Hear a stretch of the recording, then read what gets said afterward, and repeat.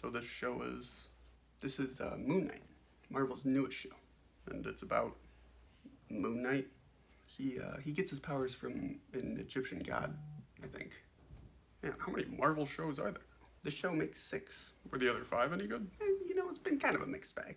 If the other ones weren't really good, why are we watching this one? Because Marvel made it? They are never gonna stop, are they? Nope, give me all the content. I want all the content. You'd think with maybe all the time you spend watching these, you could mix in a how-to, like how to change a tire, or how to fix the toilet. No. Here we go. Shouldn't Steven be going to see someone? I mean, he has to tie himself to a post at night and he just woke up beaten up in another country. Yeah, but he thinks it's all just a dream. Yeah, but what about all the cuts and bruises? Those don't heal instantly. No, he wasn't injured that badly.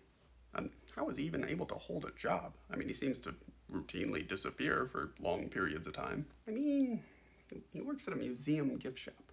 So, not exactly the most scrutinized job. Well, they still need people to show up when they're scheduled, otherwise... Shh. How deep does this Harrow guy's reach run? Obviously, pretty far. You think? I mean, there's apparently an entire town in London, England, comprised completely of his devoted followers. Yeah, I can see that. I mean, he's got people on the police force, and what, you're telling me that he routinely judges people's souls and then takes them? And all of his followers are okay with that? I mean, I don't hear anyone complaining. These people are horrible. Shh. Episode 3. Why is Harrow allowed in this meeting with all these Egyptian gods? I mean, he should be allowed to defend himself, shouldn't he? Well, sure, but isn't there a ton of evidence that he's trying to free a god they already imprisoned? Nope, it's just Harrow's word against Khonshu's. He has a staff that sucks the souls out of people. These gods don't know that. And he has a gold scarab that leads directly to her tomb. Again, these gods don't know that. I mean, what is even the point of this trial if they don't bother to substantiate the claim? Shh. Oh, wow, this god just shifted the entire night sky around. Yeah, I mean, he's a god. But wouldn't that reveal the presence of the Egyptian gods to everyone else? That's unclear. And wouldn't someone like Thor or Doctor Strange look into this? Nah, they're all busy, Well, it seems like a pretty major event to just sit out of. Shh. Harrow has had who knows how many days head start. He has an entire army of followers and a magic golden scarab that leads directly to Amit's tomb, and yet he gets there at the same time as Mark and Layla? They probably had some trouble navigating through the booby traps and the actual monster people. Days worth of trouble? I mean, Mark and Layla got through and just... Harrow just killed Mark.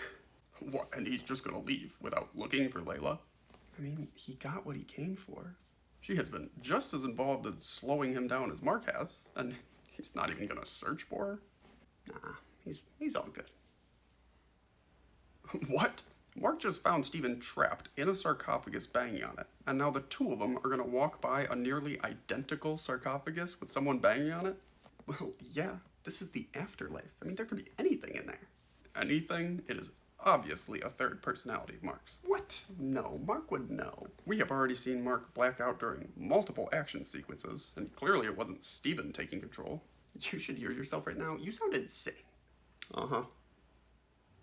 That was a surprisingly deep episode. Yeah, I guess.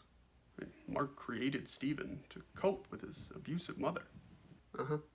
It provides some insight into emotional trauma and serves as an example of a human being's resilience. Yeah, sure. And there's even a deeper message there of self-acceptance as Mark comes to accept the importance and worth of Steven and to not blame himself for the death of his brother. Yeah. Hopefully we get a big CGI fight in the finale. Wait. You're telling me that one man with nothing but a glowing walking stick just single-handedly defeated the avatars of 5 of the most powerful Egyptian gods? Yeah, Harrow is no joke. But he hasn't even freed Amit yet, so he's not infused with her power, and all of these avatars are connected to an actual god like Mark. So it's like he said, they were judges, not warriors. What does that even mean? It means, they were good at being all judgy. They weren't good at fighting people. But that's not... No, how did Mark and Steven get unfrozen from stone? Well, because Mark told Steven that he was the true superpower. So? So, through the power of love and friendship. What does that have to do with? I don't know, Dad. I don't make the rules. It's just how it works. So their plan is to use the Great Pyramids of Egypt to trap Ammit again? Yeah, but Layla needs to become an avatar so that they have enough for it to work. Right, but didn't the avatars of 5 different gods just try to do that and fail? Well, that's because Harrow showed up.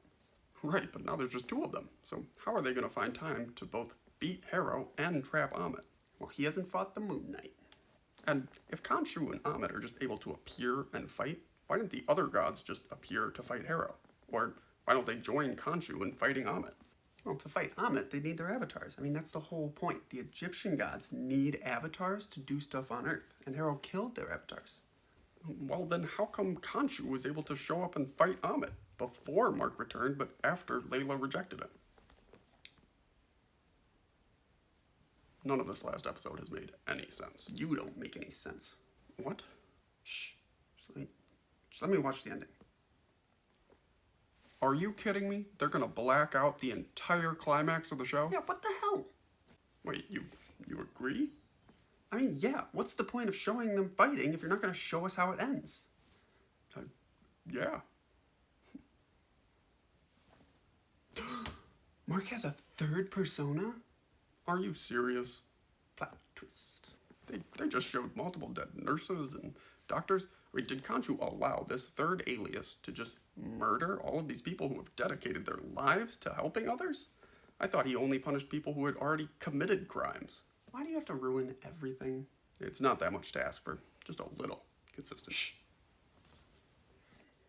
Well, should I even bother asking what you thought of this one? No, it was terrible. The first few episodes were good, only to be ruined by the last one. Nothing is ever good enough for you.